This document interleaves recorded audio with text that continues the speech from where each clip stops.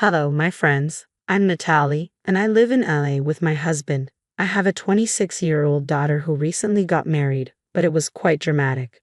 I'm just happy she's finally settled. Her husband, Victor, is a nice guy, and I'm sure he'll take good care of her. I had an ex-husband who works in a corporate office.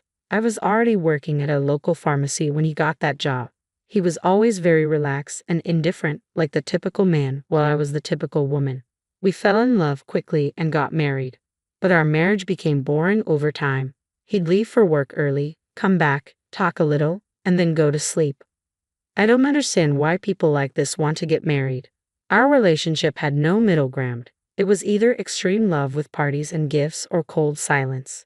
I expected a typical love marriage that would start fresh and fade as we got used to it, but I didn't expect such extremes. When Robert and I tried to have a baby, I had many complications and miscarriages. The doctor told us that Robert had an untreated condition his parents had ignored, making him sterile. I wasn't hurt, but Robert couldn't handle it. He felt humiliated and stormed out of the clinic. When I got home, he wasn't there. He came back late at night. "Where were you?" I asked. "With James and Colby." "Why?" "Because you were mad at what the doctor said." "Are you a child, Robert?" "Don't bring that up. I don't care what he says. We will keep trying, okay?" "Are you insane? I've gone through enough pain. I can't do this again, please." "Then what do you want from me, woman?" "I'm asking you to consider other possibilities. We can try IVF or adopt. There's a beautiful orphanage nearby. We could visit together." "Do you hear yourself? You want someone else's sperm inside you? The baby might not look like me, and I don't want someone else's child. We don't know how they'll turn out. Let's take a break and try again." "How pathetic. You took a vow for me. You are hilarious. When you said you loved me, you probably lied to my face. You're sleeping on the couch tonight." I ended the conversation and went to our room, slamming the door. I couldn't believe Robert's poor thinking. He never showed this side of himself before. If he had, I would have thought differently. I always believed marriage should bring happiness and fulfillment, but my experience with Robert shattered those expectations. We were married for 3 years, and despite everything, a dark cloud always hung over our relationship. The pain of infertility became an insurmountable barrier, shadowing our dreams of starting a family. Robert was against adopting or trying IVF, and this gradually destroyed my happiness. I yearned for the joy of motherhood, the sound of children's laughter in our home. "Are you going on another trip? Didn't you say the last one was it?" "I need to clear my head. Why don't you go to your mother's for a while? Maybe a woman-to-woman talk will help you think rationally. Plus, you need a break from all this." "And where are you going this time?" "The Maldives. A friend of a colleague has a nice hotel and invited him and his friends. So, I booked a ticket. I hit the jackpot. He said he'd pay for everything. I just need to cover the extras not included." "Did you ever consider that your wife might need a trip too?" Robert glanced at me slightly, his fork paused, his eyes sharply observing the table. "Where's the soap? And the pasta isn't salted. Can you give me some, Robert?" "I'll just shut up. The problem is with me, okay? I'm in more pain than you. Why do you keep whining in my ears like a spoiled 6-year-old? Oh, how mature of you, Robert. Do you even see what I'm going through? I try to take care of your needs and everything else. I've given my all. What are you giving me?" Robert glared at me, then took his plate and went to the couch to watch TV. I sat there silently, contemplating my future with a man who doesn't care about my feelings. My friend Lola has always been a constant support. She came to visit me when Robert was at work. "I'm so happy you took a day off today. We needed this," she said. "Yeah, I guess.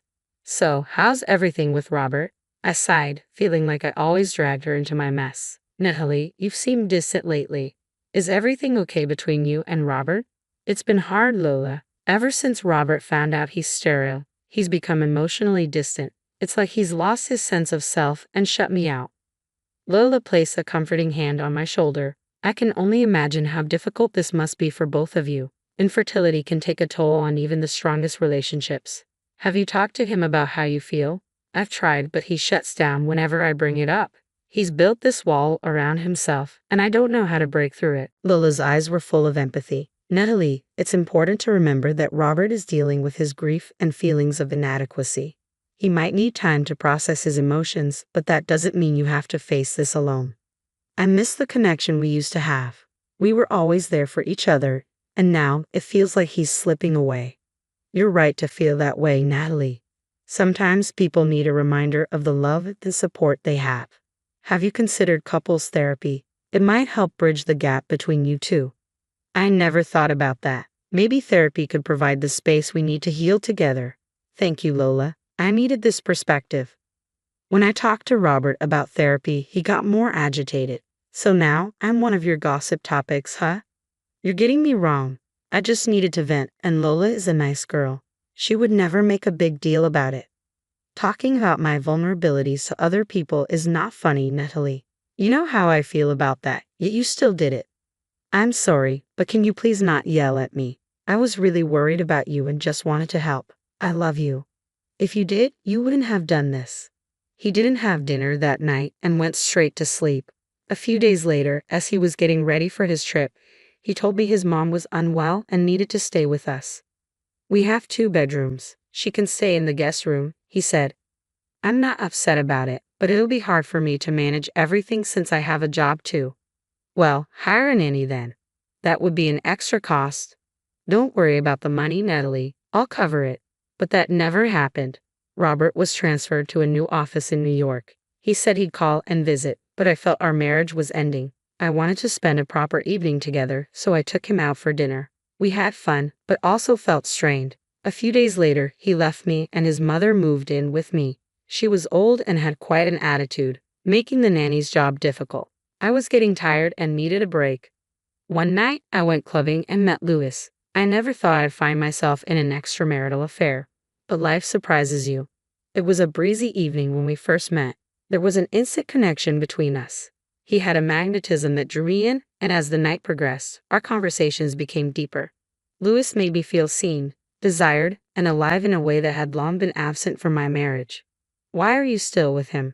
You are stunning, Natalie, and deserve someone who adores you. Your husband sounds like a total dashaback. No offense.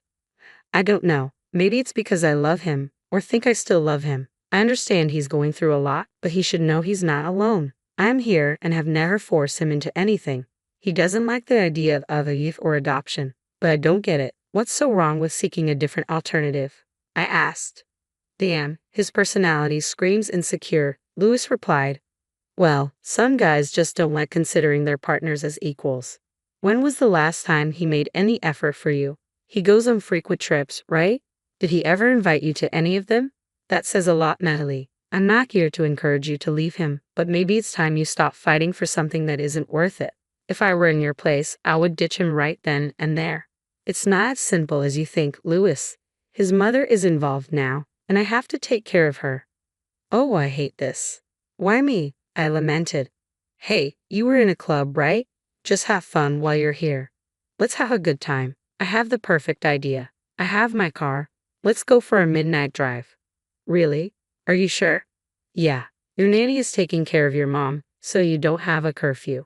Come with me, we'll get some greasy fast food, lie under the stars and talk. Sounds good. Sounds cute. I don't mind at all. As time went on, our encounters became more frequent. Our stolen moments were filled with giggles and whispered confessions. The affair became a dangerous dance, a delicate balance between the guilt that gnawed at my conscience and the intoxicating allure of forbidden love. Meeting in secret locations hidden from prying eyes only added to its charm. Each encounter left me craving more, but the guilt weighed heavily on me. I couldn't resist the magnetic pull toward Louis. The consequences began to sink in when Robert video called me.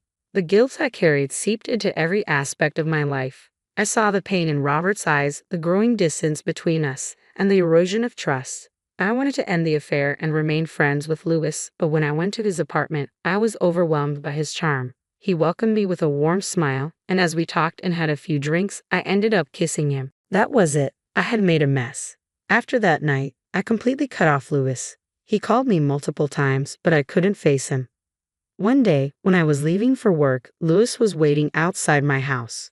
He stood in front of me, blocking my way. Please, Natalie, I'm sorry. I got carried away. I know I made a big mistake. I swear it wasn't my intention. I thought we were having a nice night. It wasn't your fault. I was the one who kissed you. I am the one with no self-control, I said. Hey, look, I didn't mind. I understand what you're going through. You know nothing about me. Don't even try. I had the most amazing night with you. I can forget it. Be with me. I can keep you happier. Maybe I don't earn as much as Robert, but I can make you content. That man doesn't deserve you. I'm still married, Louis. Please don't ask for something I can't give you. And please don't meddle with my matters. Let's forget this ever happened. I broke his heart that day. I pushed away the man who could have probably saved me, but I knew it wasn't the right time. 2 weeks later, I took a pregnancy test and found out I was pregnant. I was both happy and shattered. I knew this was Louis's child. If Robert ever found out, I shuddered at the thought. I decided to keep it a secret. When Robert found out, he was shocked beyond imagination. He kissed me, hugged me, and spun me around, calling it a miracle. He threw a huge gender reveal party. I didn't know how to feel. Louis tried to contact me many times, but I avoided him. You did what? Please tell me you're joking. When did this happen? Lola asked, shocked. It's a long story, Lola. I'm sorry. I don't know what else to do. Robert has no clue about this. Not even the nanny knows. Just you. I don't have the nerve to say anything to anyone. What about Louis? Should I tell him? I can if you want me to. Would that be a good idea? Depends on if you like him, but I would advise you to just go on with whatever is happening. Don't overthink it. There is always a right time for everything. For now, keep it a secret. Years went by, and our daughter Josie grew up unaware of everything. She always knew Robert as her father. Robert didn't change much as he got older. He was still the same. He only talked to Josie and sometimes made fun of me in front of her. Every time I asked him why he did that, he said it was harmless. He created an invisible wall between us. The weight of my secret grew heavier with each passing day, suffocating me under its immense burden. I watched Robert interacting with Josie, hoping my indiscretion would remain hidden forever, sparing us all from the unimaginable pain that would follow. As more years went by, the facade I had carefully constructed began to crumble, and I knew the time for secrets had come to an end. We were planning Josie's wedding. Time flies. One day, they were sitting in the living room when I entered and asked Josie to excuse us. Maybe because I was shaking a lot, Josie left immediately. What is it, hon? Something wrong? Well, if you have nothing to say, there are a few things I need to discuss. First of all, my salary has been cut. His voice faded in my head. Jesus, did you even hear what I said? My money has been cut down. We need to save up. How much do you have in your bank? Also, my mother's allowances. Can you please shut up? I have something to tell you. I interrupted. With a heavy heart and trembling hands, I confessed the truth to Robert, laying bare the web of lies that had ensnared us both. The anguish in his eyes mirrored the pain that now consumed me. The man who had never truly loved and supported me had been betrayed in the most unforgivable way. I forced myself to forget Louis, but deep down, I knew I loved him. He wrote me an email every year asking how I was doing. All I could say to him was to forget me. It felt unfair to Louis. You did what? You heard it. I don't want to repeat it. You're telling me that Josie isn't my daughter? No, she isn't. Then whose daughter is she? Which brat did you sleep with? Tell me. That is none of your business. Robert stood up violently, shaking the objects on the table. Josie heard the noise and came running, startled by the sudden shift in tension. What on earth? Why are you two fighting? Why don't you ask your filthy mother who your real father is? Come on, Natalie. Tell your beloved daughter who you slept with years ago. Josie, please, I will explain everything later. No, you will explain everything now, sentence by sentence. I want her to witness what a filthy mother you are. Dad, please stop saying things like that to her. I want things to be settled peacefully. I'm extremely confused and stressed right now. First, tell me, why did you do this? Why did you cheat on me? You were a terrible husband to me all those years. You were nothing but a self-righteous, arrogant, unsupportive, egotistical, and unsympathetic man. All you did was protect your pride, but look where that ended up. You know what? I don't regret a single thing I did. He was twice the man you could ever be. Robert was so enraged he wanted to lunge at me, but the nanny and Josie both defended me. Ultimately, he left the house in a burst of anger. The next day, he sent an email saying he wouldn't fund anything for Josie's wedding and wouldn't attend. I felt extremely bad for Josie, but I knew I had the willpower to make her wedding a success. I couldn't hold it in any longer. I contacted Louis and told him everything. I made simple arrangements and knew how to give Robert a lesson. A week later, I called Robert. Why the hell are you calling me? I've already told you I am not.